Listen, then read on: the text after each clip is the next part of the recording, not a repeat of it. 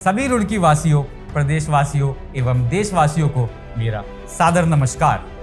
आजकल आप समाचारों में देख रहे होंगे लेह में, उत्तराखंड में व भारत के कई अनेक हिस्सों में आंदोलन की, जिसमें बार बार जिक्र किया जाता है नेपाल आंदोलन का। आप ये ना करें कि हमें मजबूर ना कीजिए, जो आंदोलन नेपाल के अंदर हुआ है वो यहाँ पर भी हो।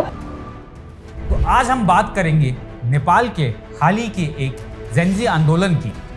कैसे एक सोशल मीडिया बैन से शुरुआत हुआ और युवा सड़कों पर निकले और आखिरकार कैसे सरकार को बदलने की मजबूरी थी। यह सिर्फ एक सोशल मीडिया आंदोलन नहीं, बल्कि यह भ्रष्टाचार, सत्ता में बेशर्म स्वार्थ और युवाओं के अब काफी है की आवाज है। तो चलिए शुरू करते हैं।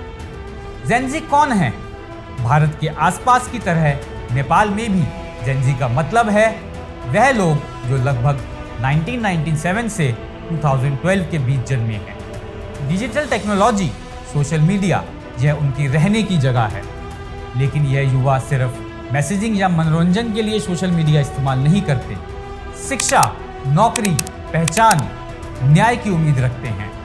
भ्रष्टाचार, नेपोटिज्म, गरीबी, बेरोजगारी इत्यादि मुद्दे इनके लिए व्यक्तिगत तकलीफ बन चुके हैं। यह नेपाल का युवा ट्रिगर तब हुआ जब नेपाल सरकार ने 26 प्रमुख सोशल मीडिया प्लेटफॉर्मों जैसे फेसबुक, इंस्टाग्राम, व्हाट्सएप, यूट्यूब आदि को एक नए डायरेक्टिव के तहत रजिस्टर करने को कहा। अगर प्लेटफॉर्म इस समय सीमा में रजिस्टर नहीं होते तो उन्हें अवरुद्ध किया जाएगा। इस बैन के पीछे सरकार का तर्क था कि यह प्लेटफॉर्म कानून का पालन नहीं कर रहे थे, जैसे कि ग्रीवियंस ऑफिसर्स आदि निर्धारित नहीं करना। लेकिन युवाओं के लिए यह सिर्फ सोशल मीडिया कंटेंट नहीं थे, यह उनकी आवाज, उनका संवाद, उनका अस्तित्व था।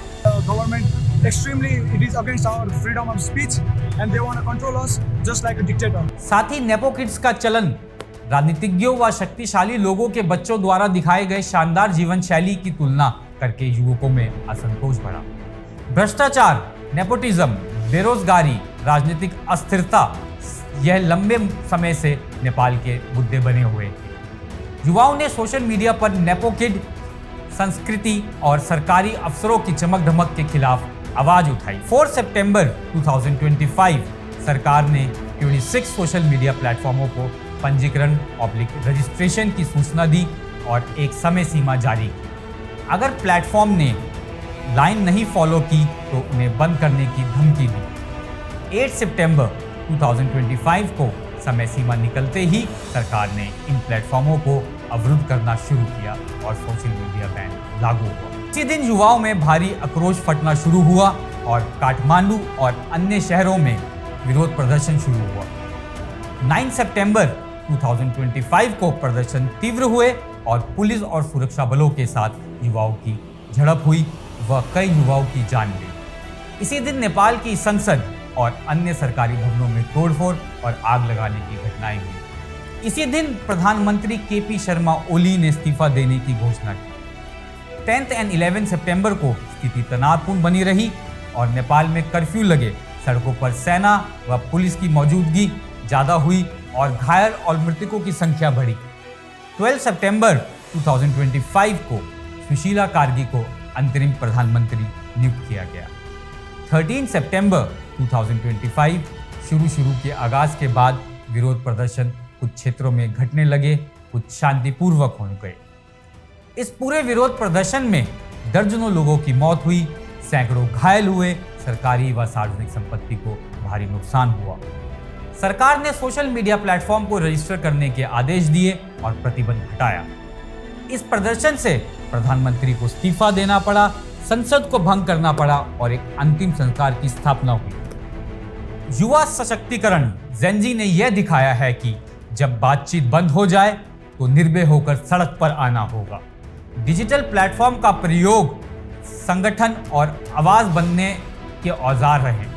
आर्थिक व सामाजिक दबाव, बेरोजगारी, महंगाई व अवसरों की कमी, यह वो समस्याएं हैं जो आंदोलन को गहराई देती हैं। सिर्फ सोशल मीडिया बैन ही नहीं, यह मूल कारण है कि अंतरिम सरकार का दावा है कि आगामी सामान्य चुनाव मार्च 2026 में होंगे। संविधान, पारदर्शिता, जवाबदेही युवाओं की उम्मीद अब सिर्फ बदलाव की नहीं बल्कि स्थायी सुधार की है, जैसे कि सरकारी पदों में नेपोटिज्म को खत्म करना, भ्रष्टाचार की जांच, सार्वजनिक संस्थानों को नियोजित करना, नीति परिवर्तन, सोशल मीडिया प्लेटफॉर्म को सुचारू तरीके से काम करने देना, कानूनों को संतुलित उपयोग करना, अभिव्यक्ति की स्वतंत्रता और सरकार का नियंत्रण संतुलित।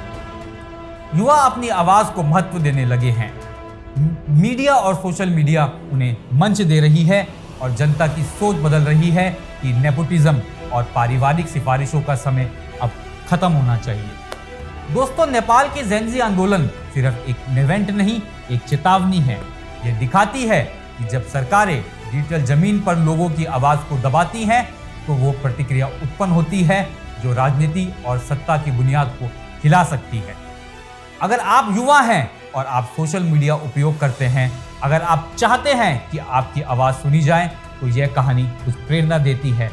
मगर हमें यह भी याद रखना है कि किसी भी समस्या के खिलाफ आंदोलन करने से पहले उसकी गहराई तक जाना आवश्यक है और हमें गलत जानकारी व प्रचार से भ्रमित होकर आंदोलन नहीं करना चाहिए, क्योंकि इससे देश की नींव कमजोर होगी।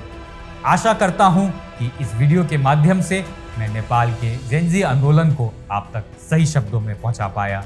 धन्यवाद। आपका अपना चैरब।